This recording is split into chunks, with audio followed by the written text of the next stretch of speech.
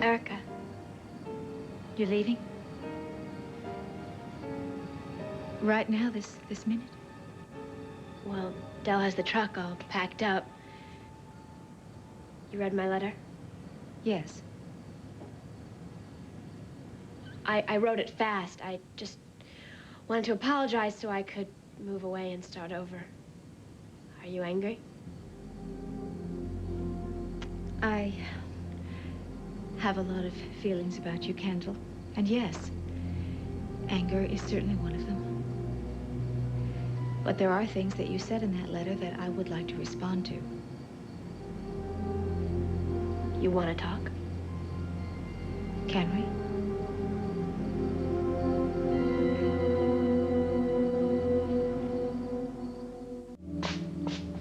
Erica, you're about the last person I expected to see.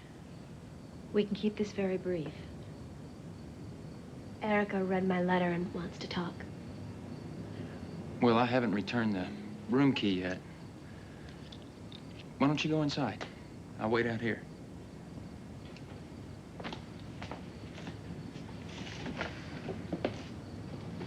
Erica?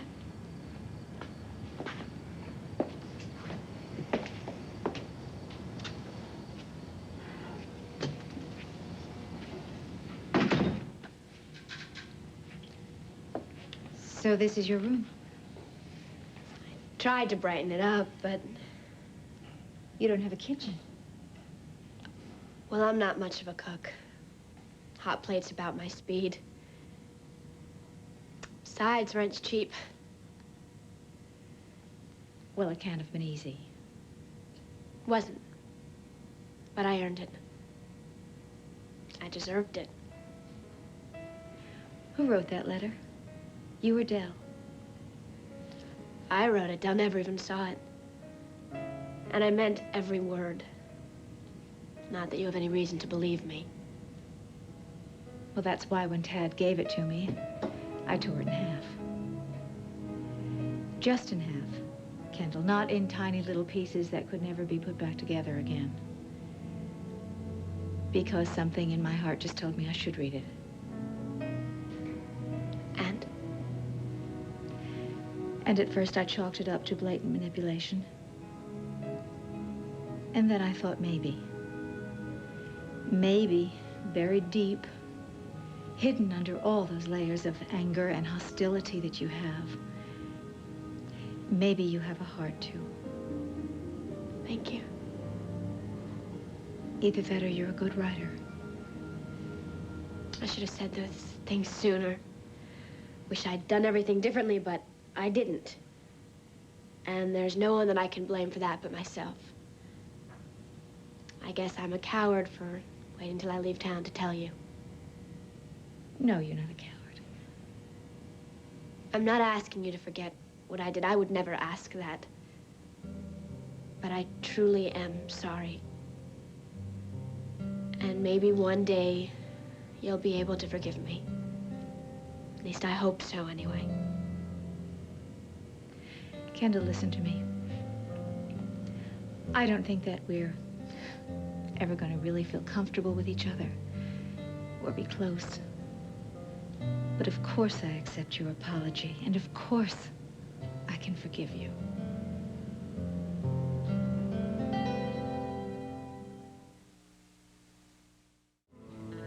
You could really forgive me, Erica? Well, you're supposed to forgive those who trespass against you, aren't you? I'm sure that Alice taught you that. She tried. So did Bill. So did a lot of people, but it took Dell to finally be successful. It's too bad Dell wasn't around that first day when I passed out in your office. Dell told me that you'd like to log about 100 miles before you stop tonight. You gave me so many chances. You did. And despite all my lies, you tried to make me a part of your life and your family.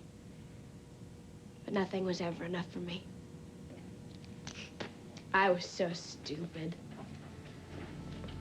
I never thought about why you did what you did or how that might have affected you. I could only see my problems and my pain. I did you such an injustice. I guess I thought, wow, Erica Kane, she's got fame, fortune, everything. I had this weird idea of a goddess instead of a woman. And maybe it was the fame and everything I wanted to be a part of, and not the real woman behind the image. Look, you know it would take all night for you to say everything that you did, and what good would it do? No good. Anyway, I'm glad to see that you're feeling better. I love your show. I'm very sorry about Bill. Thank you. He was a good man. He took care of my mother. They were both sick. High blood pressure, heart problems. But they both kept it a secret from me. I keep thinking, I don't know, that maybe if I'd known, I could have told him I loved him one last time before he died. Look, we all have regrets. I should have been there, though. I hate thinking that he died without knowing for sure how much I cared. You know, Kendall, we have almost nothing in common, but that we do. I wasn't there when my mother died either. So I know exactly how you're feeling.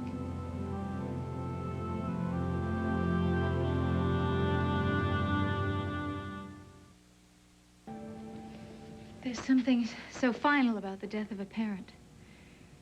Something you can never prepare for. The missed opportunities. Times you should have said I love you, but didn't. We can never go back. I woke up the day after my father died, knowing exactly what I should say to him. But it was still too late. I felt that with my mother. But I said it anyway. And you know what? I know that somewhere in heaven, my mother heard me. I'm sure you're right. About Mona and everything. My mother always pushed me to give you another chance. I'm so glad I got to know your mother. To see the special love that you two shared. I'm just sorry I disappointed her. Oh, I disappointed her all the time. My mother always had to forgive me, and that's what she did. She forgave me. Everything I ever learned about forgiveness, I learned from my mother. You were lucky. If my mother were here, I know what she would say. She would approve of your going home to Florida to take care of your mother. And she would wish you well. And above all, my mother would want you to be happy. Thank you for saying that.